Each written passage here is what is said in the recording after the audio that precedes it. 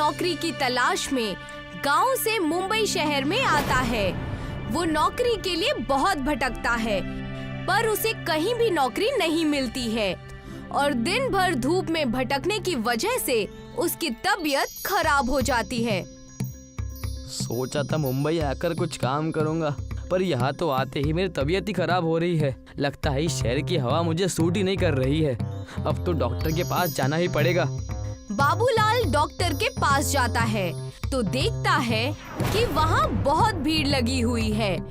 पूछने पर पता चलता है कि सभी लोग बाहर का खाना खाने से बीमार पड़ गए हैं। ये देखकर बाबूलाल के मन में एक ख्याल आता है। अच्छा तो ये बात है, क्यों ना मैं इन लोगों को खाना बना कर दूं, जिससे मुझे भी काम मिल जाएगा और इन लोगों को खाना। बाबूलाल डॉक्टर से अपने लिए दवाई लेता है और अपने घर आकर टिफिन सर्विस शुरू करने की तैयारी करता है। सबसे पहले जाकर वो किराने की दुकान से राशन खरीदता है। उसके बाद वो बर्तन वाले की दुकान से जाकर बहुत सारे टिफिन खरीदता है और खाना बनाना शुरू कर देता है। अच्छे से खाना पकाऊंगा, तभी तो लोगों को मेरे हाथ का खाना पसंद आएगा। और साथ ही मुझे साफ सफाई का बेहद ध्यान रखना होगा, तभी तो लोग स्वस्थ भी रहेंगे। बाबूलाल साफ सुथरे तरीके से खाना बनाता है और लोगों के घर घर जाकर टिफिन देता है। सभी को उसके हाथ का खाना बेहद पसंद आता है, इसलिए उसको और भी कई लोग टिफिन देने के लिए बोलते हैं। अरे वाह, मैंने जितना सोचा था ये काम तो उससे भी अच्छा चल रहा है। अब तो मन लगाकर काम करना होगा, तभी जाकर ज्यादा लोगों को टिफिन पहुंचा सकता हूँ। बाबूलाल बहुत मेहनत करता है, पर फिर भी वो ज्यादा लोगों तक टिफिन नहीं पहुंचा पाता, क्योंकि एक तो वो अकेला ही सारा काम करता है, राशन लाना, खाना पकाना और टिफिन पहुंचाना।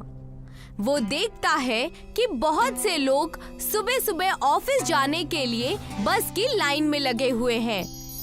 इन्हें देखकर नहीं लगता कि ये सभी लोग ऑफिस के चक्कर में नाश्ता भी ठीक से करते होंगे। अगर इनको बस में जाते जाते निहारी मिल जाए तो ये लोग ऑफिस भी टाइम पर पहुंच जाएंगे और भूखे भी नहीं रहेंगे। बाबूलाल एक बस रेस्टोरेंट खोलने की सोचता है। इसके लिए वो गांव से अपनी बीवी और छोटे भाई को शहर बुलाता है और टिफिन सर्विस से कमाए पैसों से एक 2 मंजिला बस खरीदता है। अब मेरे इलाके में कोई भी भूखा नहीं रहेगा। मैं सभी लोगों को निहारी करके ही ऑफिस में भेजूंगा। चलो आज से ही काम शुरू कर देता हूँ। अच्छे काम में भला देरी क्यों। अब बाबूलाल, उसकी बीवी और भाई मिलकर बस में रेस्टोरेंट बनाने की तैयारी करते हैं। देखो, मुझे गाड़ी चलानी तो आती ही है, इसीलिए मैं बस चलाऊंगा। मेरे हाथ का खाना एक बार कोई खाएगा तो दोबारा कहीं और खाने जाएगा ही नहीं। हाँ हाँ, साफ साफ बोलो ना कि खाना तुम बनाओगी। इतना घुमा फिरा कर बोलने की क्या जरूरत है। मैं तो ना खाना बनाना जानता हूँ और ना गाड़ी चलाना। मैं क्या काम करूँगा। मैंने तो पहले ही कहा था कि मैं नहीं आऊँगा शहर। देखा, मेरे आने का कोई मतलब ही नहीं रहा। कोई जरूरी है कि तुम्हें बस चलाना और खाना बनाना आए। अगर तुम चाहो तो हमारे इस बस रेस्टोरेंट में हमारी मदद कर सकते हो। तुम कुछ और काम भी कर सकते हो। और काम क्या रहेगा, दोनों काम के लिए आप दोनों तो हो ही ना। खाना देने वाला भी तो कोई चाहिए ना, और जिनको खाना दोगे उनसे पैसे लेने के लिए भी तो आदमी की जरूरत पड़ेगी ना, या वो काम अपने आप ही हो जाएगा। ठीक है, फिर मैं वेटर और बस कंडक्टर का काम कर लूंगा। लो, ये हुई ना बात। अब तो नहीं कहोगे ना कि तुम्हारे शहर आने का कोई मतलब नहीं निकला। नहीं, अब नहीं कहूँगा। चलो आज एक डेमो लेकर देखते हैं। पर आज तो संडे है ना, आज कौन जाएगा ऑफिस?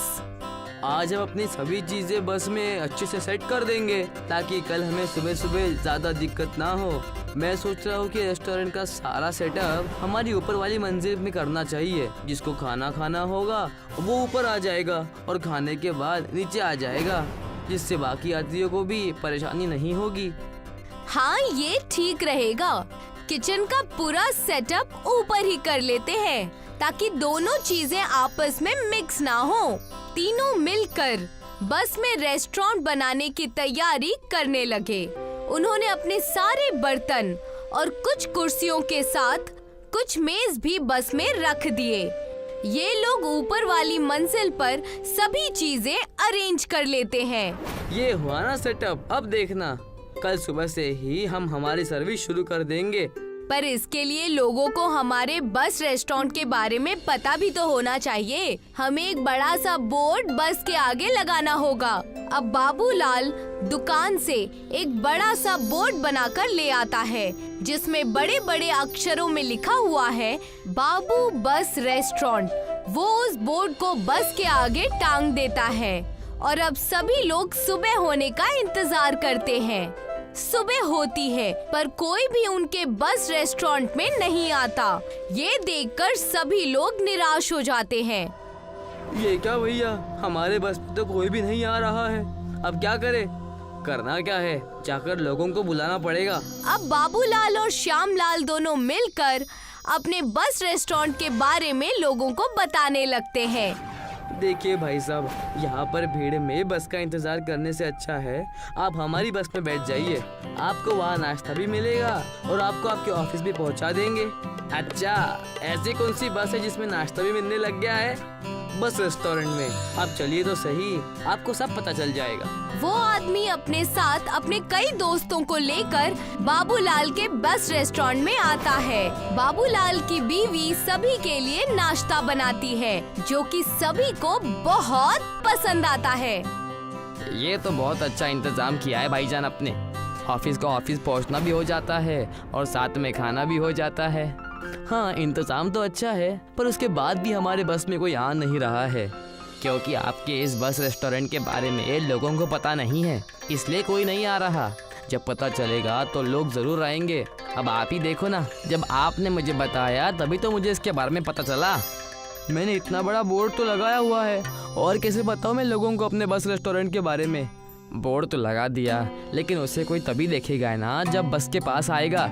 कुछ ऐसा करो कि बस के पास आए बिना भी लोगों को आपके बस रेस्टोरेंट के बारे में पता चल जाए, जैसे कि तुम चाहते हो। हाँ, ये सही रहेगा। अब बाबूलाल बहुत सारे पैम्पलेट्स छपवाता है और जगह जगह जाकर उनको बांटने लगता है। वो बस स्टैंड में लाइन में लगे लोगों को भी देता है। इसके अलावा वो घर घर जाकर भी लोगों को ये पैम्पलेट्स बांटता है, जिससे अब सभी लोगों को उसके बस रेस्टोरेंट के बारे में पता चल जाता है और उसके बस रेस्टोरेंट में लोगों की भीड़ लग जाती है। अरे भाई, जरा आराम से चलो, बस भगेगी नहीं आपको छोड़कर। सब लोग ठीक से बैठ जाइए। श्यामलाल सभी के टिकट्स काटता है और खाने के ऑर्डर्स लेता है। बाबूलाल की बीवी खाना बनाती है। हम चारों के लिए एक एक आलू पराठा बना दीजिए। ठीक है मैडम, अभी लाता हूँ। बहुत सारे लोग ऊपरी मंजिल में खाना खा रहे हैं और बहुत सारे लोग नीचे बैठकर सफर कर रहे हैं। ये लीजिए मैडम, आपके पराठे और ये हमारे रेस्टोरेंट का टेस्टी अचार। थैंक यू भैया। जैसे जैसे वक्त बीतता है, बाबूलाल के बस रेस्टोरेंट में लोगों की भीड़ लगने लगती है। अब सभी लोगों को इस बस रेस्टोरेंट के बारे में पता चल गया है, इसीलिए सभी लोग इससे सफर करना पसंद करते हैं और देखते ही देखते बाबूलाल को सभी लोग जानने लगते हैं और वो बहुत पैसे कमाकर यहाँ पर अपना एक सुंदर सा घर खरीद लेता है। रमेश का गांव में ढाबा था। इस ढाबे को उसका पूरा खानदान संभालता था। उसकी बीवी पराजक्ता और बेटी मीना खाना पकाया करती थी और वो और उसका बेटा शुभम खरीदारों को संभालता था। लेकिन गांव में उनका ढाबा कुछ खास चल नहीं रहा था, इसलिए रमेश परेशान था। प्राजक्ता, ऐसे कैसे चलेगा? हमारे गांव के ज्यादातर लोग शहर चले गए हैं। दिन ब दिन हमारी आमदनी कम होती जा रही है। अभी मीना की शादी के लिए भी पैसे इकट्ठे करने होंगे। आप फिक्र मत कीजिए, ऊपर वाला है, वो हमारी जरूर मदद करेगा। हाँ, अब उनसे ही उम्मीद है। हम तो अपनी पूरी कोशिश कर रहे हैं। रमेश और पराजक्ता की गुफ्तगू उनके बेटे शुभम ने सुन ली और वो सोचने लगा। मुझे कुछ भी करके अम्मा अब्बा की मदद करनी होगी। और ऐसे ही सोचते सोचते वो चलते चलते दरिया के पास आ गया। शुभम का गांव एक दरिया के किनारे था और यही दरिया उसके गांव को कई और गांव से जोड़ा करती थी। शुभम अपनी कश्ती में बैठ गया और चप्पू चलाने लगा। अब्बा कह रहे थे कि हमारे गांव के ज्यादातर लोग शहर जा चुके हैं, लेकिन आसपास के गांव में तो लोग हैं ना। हम अपना खाना उन्हें फरोख्त कर सकते हैं, लेकिन कैसे? वो सोच ही रहा था कि तभी उसका तवज्जो एक दूसरी कश्ती पर चाय फरोख्त कर रहे शख्स की जानिब गया। चाय ले लो, चाय चाय, बस 5 रुपए चाय ले लो। चाचा मुझे एक चाय देना। शुभम उस कश्ती के करीब गया और उसने देखा कि चाय वाले ने अपनी कश्ती में चूल्हा लगा रखा है और वहीं चाय बनाकर फरोख्त कर रहा है। चाचा ये तो आपने बहुत सही किया है, कश्ती पर चाय कमाल है। कबल मैं भी दुकान में चाय फरोख्त करता था बेटा, लेकिन इतनी आमदनी नहीं हो रही थी तो सोचा कश्ती पर फरोख्त करूं और मेरा फैसला सही निकला। अब सुबह निकलता हूं और एक गांव से दूसरे गांव दिन भर चाय बना बना कर फरोख्त करता रहता हूं। शुक्रिया चाचा, इसलिए अब मेरी मदद करने के लिए। शुभम ने कश्ती मोड़ ली और वापस अपने गांव पहुंच गया। अब्बा मुझे एक तरकीब सूझ गई है। कैसी तरकीब बेटा? आमदनी में इजाफे का। अब्बा हम कश्ती पर खाना फरोख्त करेंगे। क्या? हाँ अम्मा, अभी मैं दरिया पर गया था, वहाँ एक चाचा कश्ती पर चाय फरोख्त कर रहे थे और वो कह रहे थे कि दिन भर उनकी चाय फरोख्त होती रहती है। वो कभी इस गांव में तो कभी उस गांव में चाय फरोख्त करते रहते हैं। उनकी आमदनी में कई गुना इजाफा हो गया है। अब्बा हमें भी उन चाचा की तरह खाना कश्ती पे ही फरोख्त करनी चाहिए। लेकिन ये कैसे मुमकिन होगा? मुमकिन है। कश्ती पर छोटा सा गैस वाला स्टोव लगाकर लोगों को गर्मा गर्म खाना मिलेगा और हम कई गांव में पहुंचकर अपनी आमदनी में इजाफा कर सकते हैं। वैसे तरकीब तो अच्छी है बेटा, हम कोशिश कर सकते हैं, बस कुछ चीजें खरीदनी पड़ेंगी। शुभम की तरकीब उसके पूरे खानदान को बेहद पसंद आई थी। वो सब लोग कश्ती पर ढाबा खोलने के लिए तैयार थे। रमेश और शुभम ने बाजार जाकर छोटे गैस वाले स्टोव खरीद लिए और फिर उन्होंने अपनी कश्ती पर स्टोव और बर्तनों को सेट कर लिया। यहाँ पर अजक्ता और मीना ने आधे से ज्यादा खाना बनाने की तैयारियां कर ली थी और फिर सारा तैयार सामान लेकर पराजक्ता और मीना कश्ती के पास पहुँचे। सभी ने ऊपर वाले से दुआ की और अपनी कश्ती में निकल पड़े। दूसरे गांव के नजदीक पहुँचते ही खाना, जायकेदार खाना, सब्जी, रोटी, पनीर, दाल चावल जो चाहिए सब मिलेगा। रमेश ने कश्ती किनारे ले ली और कुछ लोग उसकी कश्ती की जानिब आए। अरे भाई ये क्या नया है? ये नया ढाबा है, यहाँ आपको खाना मिलेगा, वो भी गर्मा गर्म, कम दाम में। अच्छा क्या क्या है खाने में आपके पास? दाल तड़का, चावल, पराठा, पनीर मखनी, गोभी की सब्जी, रोटी, छोले, पूरी भाजी। अरे बाप रे, इतना सब कुछ? और मुझे 2 पराठे और पनीर की सब्जी दे दो भाई। जी। मीना ने पनीर की सब्जी गरम की और पराजक्ता ने पराठे बना दिए। कितना हुआ? बस 70 रुपए भाईजान। अरे वाह, किफायती है। हमारे गांव के होटल में तो इतने में 120 रुपए लग जाते हैं। दाम सुनकर कई और खरीदारों ने फरमाइश की। दाल तड़का और जीरा राइस पार्सल कर दीजिए भाई। मुझे 2 पूरी भाजी दे देना। जी भाईजान। पराजक्ता और मीना फटाफट खाना बनाने लगी और रमेश और शुभम खरीदारों को पेश करने लगे। पहले रोज ही गांव में उन्हें 8-10 खरीदार मिल गए। जब खरीदार आने खत्म हुए तो रमेश ने कश्ती चलानी शुरू कर दी। वो लोग अगले गांव में रुके और यहाँ भी एक एक करके कई खरीदारों ने उनसे खाना खरीदा और फिर उसके अगले गांव। ऐसा करते करते शाम तक रमेश का तैरता ढाबा 8 गांव में घूम चुका था। प्राजक्ता, आज एक रोज की कमाई 4000 रुपए हुई है। इतनी तो हमारे ढाबे पर हफ्ते भर में नहीं होती। हाँ शुभम, तुम्हारी ये तरकीब कमाल की है। अब से हम रोज ज्यादा खाना तैयार करके लाएंगे। जी अब्बा। मुझे यही उम्मीद थी। अब हमें खरीदारों की सोचने की जरूरत नहीं है। हमारी मेहनत को रुख मिल गया है। हमें ऐसे ही मेहनत करना जारी रखना होगा। हाँ, सही कहा। फिर क्या था, रमेश का खानदान रोज कड़ी मेहनत करने लगा। वो लोग कश्ती से गांव-गांव घूमकर खाना फरोख्त करने लगे। सभी खुश थे। लेकिन उनकी ये तरक्की रमेश के गांव में रह रहे भानु से देखी नहीं गई। भानु रमेश से हसद खाता था। मुझे इस रमेश का कुछ न कुछ करना ही चाहिए, वरना ये मुझसे भी ज्यादा पैसे कमाएगा। मैं ऐसा होने नहीं दूंगा। रात के अंधेरे में भानु ने रमेश की कश्ती तोड़ दी। अब देखता हूँ तुम लोग कैसे कश्ती पर खाना फरोख्त करते हो।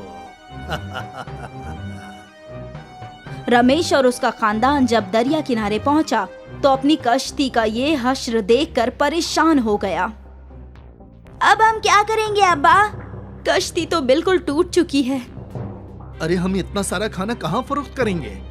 गांव का एक बुजुर्ग शख्स उनकी ये सारी गुफ्तगू सुन रहा था। अब बेटा, तुम लोग मेरी कश्ती लेकर जाओ।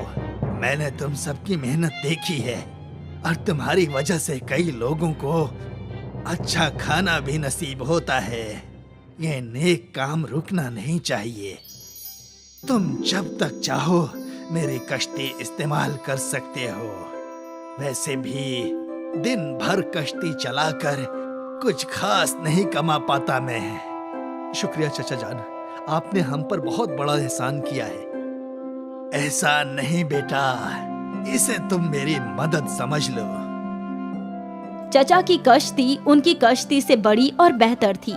शुभम और रमेश ने उस बड़ी कश्ती में गैस स्टोव लगाया और ढेर सारा तैयार खाना भी रख लिया और फिर वो लोग रवाना हो गए।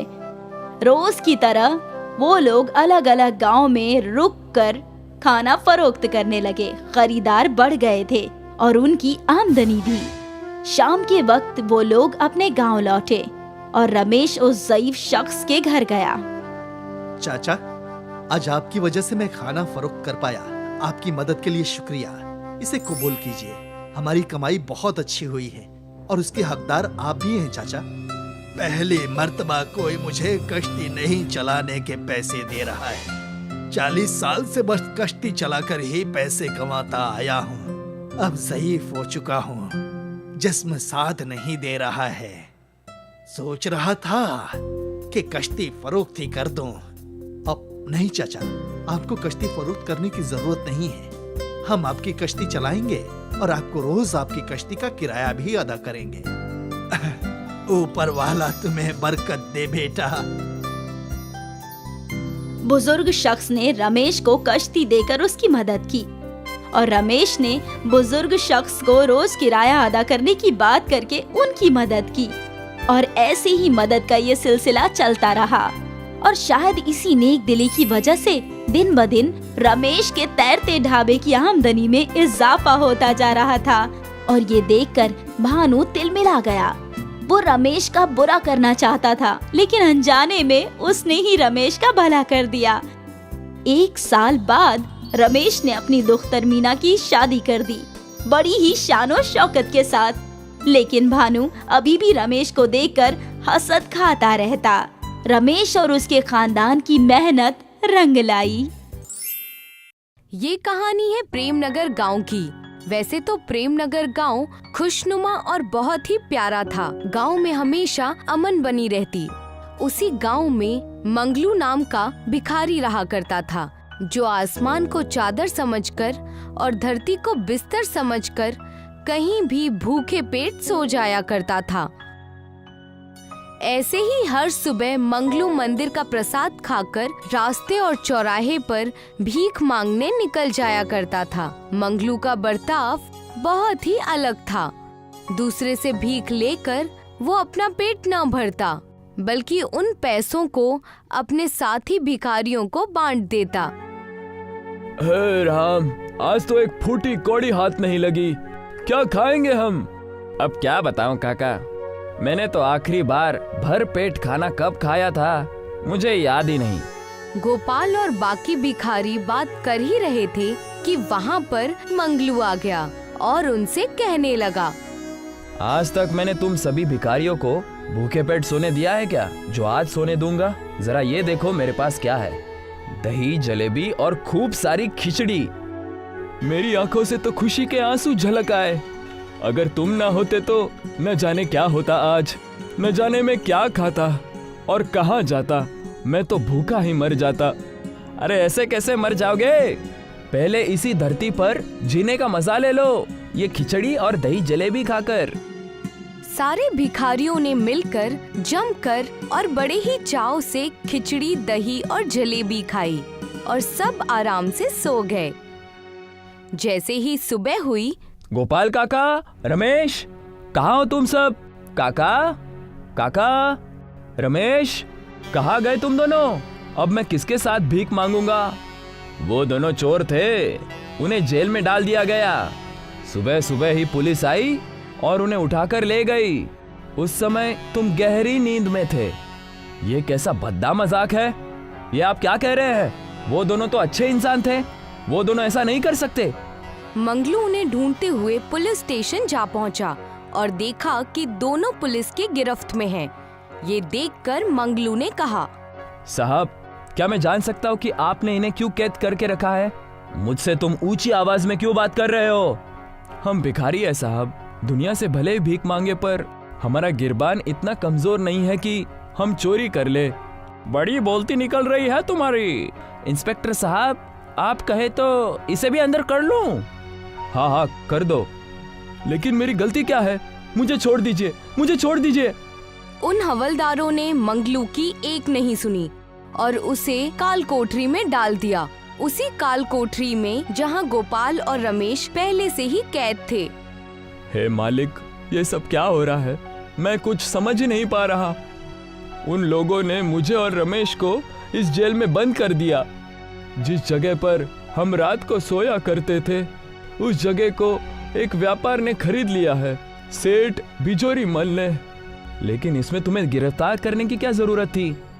उस रात जब तुमने हमें जलेबियां खिलाई थी ना, तब जाकर रमेश ने मंगलू को सारी बात बताई। कुछ भी कहो, मंगलू है तो बहुत बड़ा दानी। हाँ, अब सुबह होते ही उनकी आँख खुलेगी, तब तक उन्हें होश नहीं आएगा। घोड़े बेचकर सोते हैं मंगलू भाई। उतने में वहाँ कुछ गुंडे आ गए और कहने लगे, इन भिखारियों को यहाँ से उठवाकर किसी जंगल या रेगिस्तान में छोड़ दो। ये जमीन हमारे गांव के नेता की है और एक शहरी व्यापारी आकर यहाँ पर बड़ा सा मॉल बनाने वाला है। इन भिखारियों की औकात ही क्या है? इन्हें जल्दी भगाना ही पड़ेगा। जब मॉल बनेगा तो मैं भी उस मॉल में अपनी एक दुकान खोलूंगा और ये बुरे काम बंद कर दूंगा। हाँ हाँ, पहले चलो इन्हें भगाओ। इन पर चोरी का इल्जाम लगाकर इन्हें हवालात में बंद करा दो। सरदार, यहाँ पर जितने भी भिखारी हैं ना, उनमें से एक मंगलू है, उसे हमें छोड़ देना चाहिए। अच्छा आदमी है। बाकी भिखारियों को हम जेल में डलवा देंगे। हाँ हाँ ठीक है, जल्दी जल्दी करो। उन गुंडों ने मंदिर से कुछ सामान चोरी कर उन भिखारियों के पास रखवा दिया और पुलिस को थोड़ी सी रिश्वत खिलाकर उन्हें कैद में डलवा दिया। अच्छा तो ये बात है। उस रात अगर मैं सोया ना होता तो आज नौबत ही नहीं आती। सब मेरी ही गलती है। मंगलू उन भिखारियों के सामने फूट फूट कर रोने लगा। मत रो मंगलू भाई, हो ना हो ये सब हमारे किसी पाप का नतीजा है। जो भी हो, अब हम बाहर कैसे जाएंगे ये सोचिए।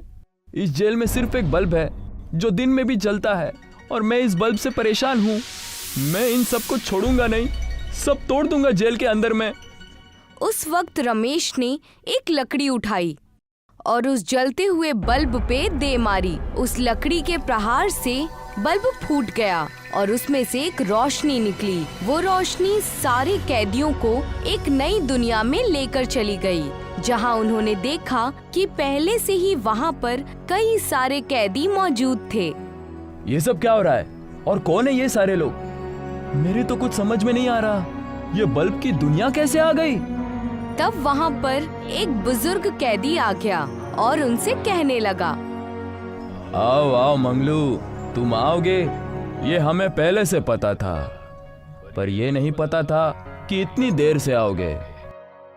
आपको मेरा नाम कैसे पता और आप कौन हैं? ये सब हो क्या रहा है? अब हमारे बारे में इतना सब कैसे जान सकते हैं? इस बल्ब के दुनिया से जेल बड़ा अच्छा दिखता है। जेल में जितने भी बल्ब है सब कैमरा जैसे काम करते हैं। हम यहाँ बैठकर जेल की सारी बातें सुन और देख सकते हैं। यहाँ से निकलने का कोई रास्ता बताइए।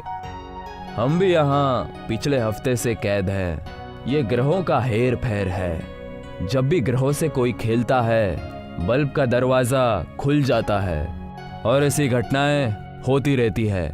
इसका एक ही उपाय है। आप सबको बाहर निकालने के लिए मैं कुछ भी करने को तैयार हूँ। बताइए कैसा उपाय है? इसके लिए तुम्हें जेल के सारे बल्ब फोड़ने होंगे। इतना कहकर बुजुर्ग कैदी उन्हें जादुई बल्ब के पास लेकर चला गया। ये इतना बड़ा बल्ब, इससे हम कैसे आजाद होंगे? इस बल्ब को वही तोड़ सकता है जिसने कभी कोई पाप न किया हो और दिल का बड़ा सच्चा हो और ईमानदार भी हो।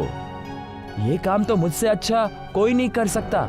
मैं इस बात की गारंटी देता हूँ। चलो हटो।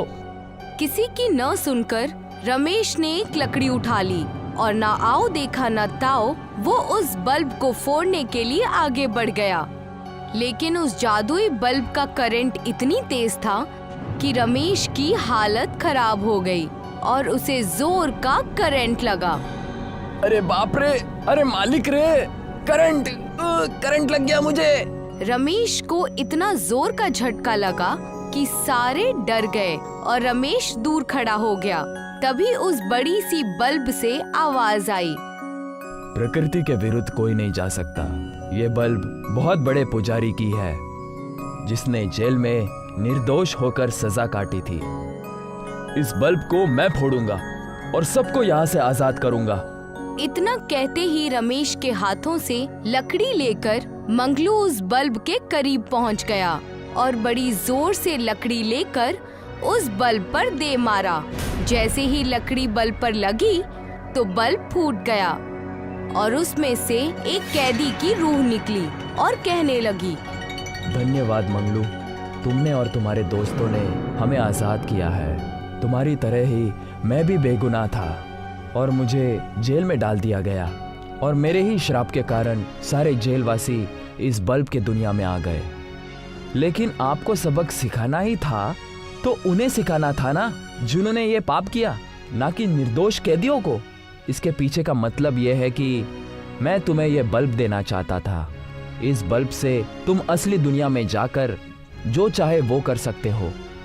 उस रूह ने मंगलू को एक बल्ब दी और उसके बाद वो रूह वहाँ से गायब हो गई और सारे कैदी दोबारा जेल में आ गए। तब मंगलू ने कहा, हमें एकजुट होकर रहना होगा, इस जेल से निकलना ही होगा। इतना कहकर मंगलू ने उस बल्ब को होल्डर में लगा दिया और बल्ब जलने लगी। जैसे ही बल्ब जली सारे जेल के दरवाजे अपने आप खुल गए। ये देखो, जेल की सारी सलाखें खुल चुकी हैं। हमें यहाँ से भागना चाहिए। सही कहा रमेश बेटा तुमने। चलो जल्दी चलो। सारे कैदी जेल से भाग रहे थे। तब उन्होंने देखा कि सभी घूसखोर पुलिस वाले एक तरफ एक बड़े से जेल में कैद हैं। मौके का फायदा उठाकर रमेश, मंगलू और गोपाल काका वहाँ से फरार हो गए। इन्हें छोड़कर यहाँ से निकल चलो, वरना दूसरी मुसीबत आ जाएगी। मंगलू और उसके साथी भिखारी वहाँ से भागकर दोबारा उसी मंदिर के पास आ गए जहाँ सारा कारनामा हुआ था। उन्होंने वहाँ देखा कि एक बहुत बड़ा नेता वहाँ अपने गुंडों को लेकर खड़ा है। अब तुम सब कहाँ भागोगे? इस जगह पर हम एक नया मॉल बनवाने वाले हैं। मुझे पहले से पता था कि आप सब इस जगह के पीछे पड़े हैं, लेकिन ये जमीन ना तो आपकी है और ना ही सरकार की। इतना कहते ही मंगलू ने अपने झोले से जादुई बल्ब निकाला और उस बल्ब को जमीन पर रख दिया। जैसे ही बल्ब जमीन पर रखी गई, जादुई बल्ब एक बल्ब ढाबे में कन्वर्ट हो गई। सारे भिखारी ये मंजर देखकर दंग रह गए। ये सब क्या हो रहा है? ये बल्ब के आकार का रेस्टोरेंट कहाँ से आ गया? जाओ जाओ और इस रेस्टोरेंट को तोड़ डालो। इस जगह पर सिर्फ और सिर्फ हमारा हक होना चाहिए। जी सरदार, ऐसा ही होगा। जैसे ही गुंडे उस बल्ब के रेस्टोरेंट को तोड़ने गए, उन्हें जबरदस्त बिजली का झटका लगा। तुम सबसे कुछ नहीं होने वाला। अब देखो मैं क्या करता हूँ। इतना कहकर नेताजी ने एक बड़ा सा पत्थर उठाया और उस बल्ब रेस्टोरेंट पर दे मारा। जैसे ही पत्थर उस बल्ब रेस्टोरेंट पर पड़ा, बहुत तेज हवाएं चलने लगी और बिजली के तेज झटके से नेताजी बल्ब में कैद हो गए। नेताजी के बल्ब में कैद होते ही रूह प्रकट हुई। वो रूह उसी जेल के एक कैदी की थी जो कि बेगुनाह था। इसी पापी के कारण बेगुनाह होकर भी मैं जेल में कैद था, लेकिन अब और नहीं। अब इसका अंजाम बुरा होगा। आपका बहुत बहुत धन्यवाद। धन्यवाद तो मुझे तुम्हारा करना चाहिए मंगलू। तुम्हारे अच्छे इंसानियत के वजह से ये बल्ब रेस्टोरेंट है। अब से तुम सब इसी में काम करोगे। ये जमीन तुम सबके नाम पर होगी। इतना कहकर रूह गायब हो गई और सारे भिखारी उस बल्ब रेस्टोरेंट में मेहनत से काम करने लगे और अपनी अपनी जिंदगी खुशी से व्यतीत करने लगे।